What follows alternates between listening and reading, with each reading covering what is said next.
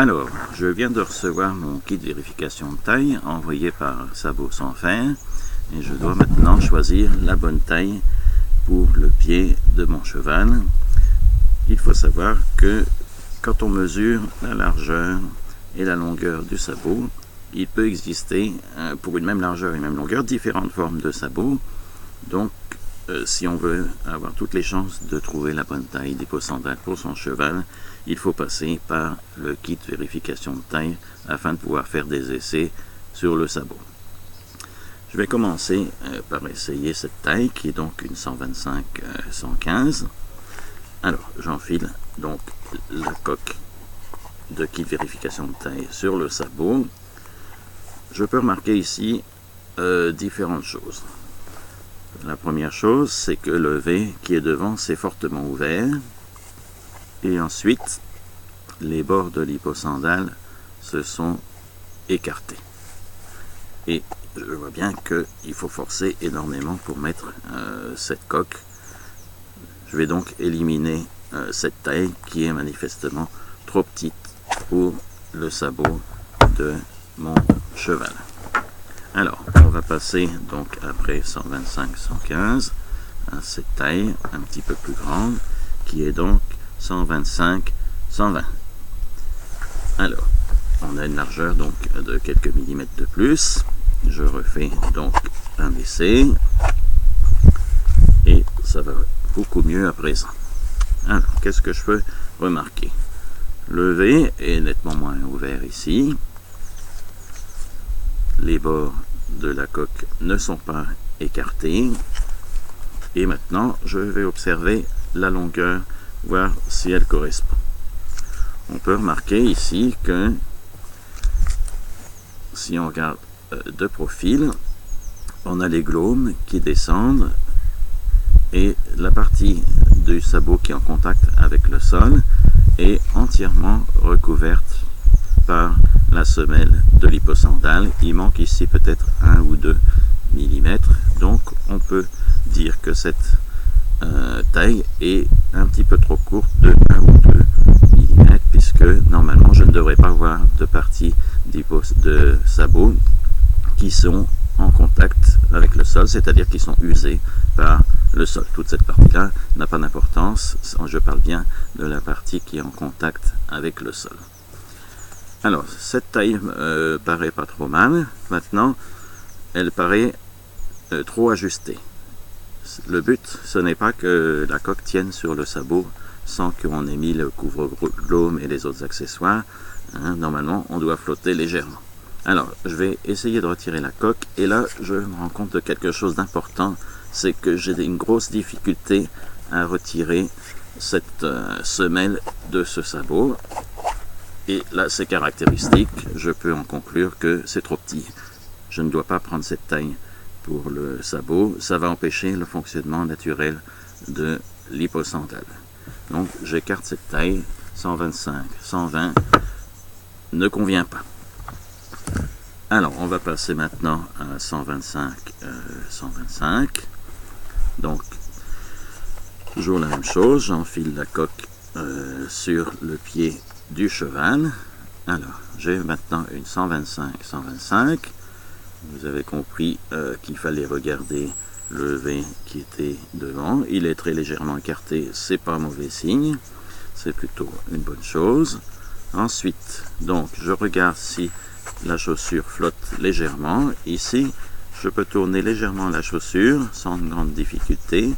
Ça veut dire que la largeur semble correspondre. Donc, a priori, ici, on aurait une taille qui a la bonne largeur. Maintenant, je vais regarder la longueur, mais il y a un problème de longueur, puisque si je regarde sous le sabot du cheval, je me rends compte qu'il y a une partie du sabot usée par le sol, ici, qui est donc les talons, qui dépasse de la semelle. Elle ne sera donc pas protégée par la semelle. C'est clair, cette taille d'hyposandale est trop courte pour ce cheval. On peut le remarquer aussi en regardant de profil. Si on regarde la chaussure de profil, on peut constater qu'on a la semelle qui est ici et l'arrière du sabot qui est un petit peu plus haut. Donc cette semelle est trop courte. Il manque à peu près 4 à 5 mm. Alors, maintenant, je vais prendre, après une 125-125, une 120-130, c'est-à-dire que on est un petit peu plus étroit, mais on est plus long. Alors, j'essaye de mettre la 120-130. Alors, je l'ai mis sans trop de difficulté. On peut constater que le V qui est devant est relativement fermé. Il va s'ouvrir très légèrement si j'avance le sabot, mais ça reste raisonnable. Les bords ne sont pas écartés par le sabot, ils ont conservé leur forme originale. Maintenant, je vais regarder la longueur, la largeur, donc semble correcte. Je vais regarder la longueur.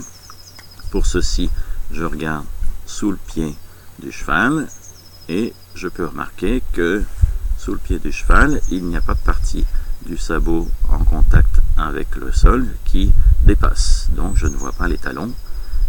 Ça veut dire que la longueur paraît assez longue.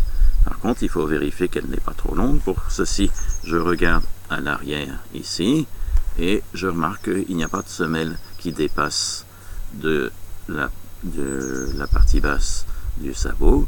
Donc, la longueur est correcte. Voilà. Donc, je choisirai donc cette taille pour ce sabot, puisque j'ai trouvé la bonne largeur et la bonne longueur. Je peux tourner très légèrement, mais pas trop non plus, après sa force. Ensuite, je vais regarder si j'arrive à enlever cette coque relativement facilement. Alors, j'arrive à l'enlever relativement facilement, donc il n'y a pas de doute maintenant, c'est cette taille-là que je dois commander pour ce sabot. Alors, la taille ici que nous avons choisie, c'est 130-120. Volontairement, je vais essayer une taille au-dessus pour voir ce que j'obtiens. Ici, une 135-125. Alors, je mets le sabot dans la 125-135. Je regarde ici, le V, il est complètement fermé. Les bords de la chaussure ne sont pas écartés. Le problème maintenant, c'est que je peux tourner la chaussure trop facilement, presque un quart de tour, ça flotte vraiment dedans. Donc au point de vue largeur, c'est manifeste, c'est trop large. Pour la longueur, alors si je regarde la longueur, je peux observer ici de profil que la semelle dépasse légèrement de l'arrière du sabot. Elle dépasse de 3 ou 4 mm. Alors, on peut accepter un dépassement de 3 ou 4 mm sans difficulté. Au-delà de 4 mm, c'est trop long. Donc, la longueur ici de cette chaussure pourrait convenir, mais par contre, sa largeur n'est pas bonne. Évidemment, je vais pouvoir l'enlever très facilement. Voilà. Alors, nous avons vu donc ici que la bonne taille était la 130-120. Le V est légèrement ouvert. La chaussure peut tourner très légèrement, mais pas beaucoup. L'arrière de la semelle correspond à la ligne formée par l'arrondi des glaumes et s'arrête exactement ou légèrement en arrière du point d'appui du sabot lorsqu'il sera en contact avec le sol, la ligne des talons. C'est cette taille qui va correspondre pour mon cheval. Alors, nous n'avons pas vu avec ce sabot d'exemple de semelle qui serait trop longue. Donc, je vais vous montrer un exemple où la semelle est trop longue. Ça arrive de temps en temps. Nous allons prendre un autre sabot et nous allons mettre ce sabot dans cette coque pour voir ce que ça fait quand la semelle est trop longue. Ici, quand je regarde à l'arrière du sabot, je vois dépasser la semelle de l'hyposandale qui dépasse à peu près de 1 cm. Donc on le voit en regardant à l'arrière du sabot comme ceci, ça dépasse d'1 cm. Et on le voit en regardant de profil, c'est-à-dire que quand je prends la ligne qui part des glaumes et qui va au niveau du sol, je constate que cette fois-ci, elle ne correspond pas à l'arrière de la semelle. Cette semelle dépasse d'à peu près un bon centimètre, c'est beaucoup trop, c'est pas acceptable, cette coque est trop courte pour ce sabot. Alors il est possible, dans les Renegades classiques, de recouper la longueur de la semelle, c'est ce qu'on appelle le cutback. On peut prendre un cutback standard, c'est-à-dire qu'on va couper la semelle ici de 6 mm, ou un cutback maximum, c'est-à-dire qu'on va recouper la semelle de 9 mm. Alors cette opération pour raccourcir les semelles est possible sur des Renegades classiques, mais par contre ce n'est pas possible sur des Renegades Viper. La semelle est plus épaisse, faite différemment, on ne peut pas raccourcir les Renegades Viper. Voilà, j'espère que vous avez compris maintenant comment déterminer la taille de l'hipposandale qui correspond à votre cheval à partir d'un kit de vérification de taille, et que vous avez compris que la largeur et la longueur n'étaient pas des mesures suffisantes pour déterminer l'hipposandale qui correspondrait à une bonne utilisation. Il faut savoir que pour qu'une hipposandale Renegade fonctionne, vous devez avoir la bonne taille, ça c'est un premier critère, et ensuite vous devez suivre soigneusement les consignes d'installation de l'hipposandale sur la chaussure. Nous allons voir ça un petit peu plus tard.